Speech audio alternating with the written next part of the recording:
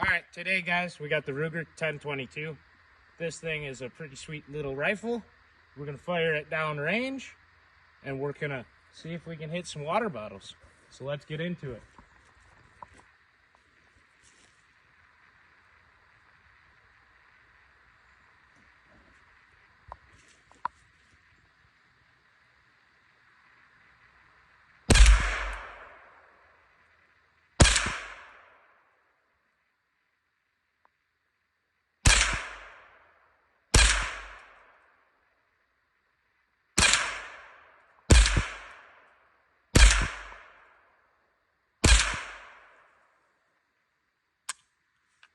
Apparently that was it.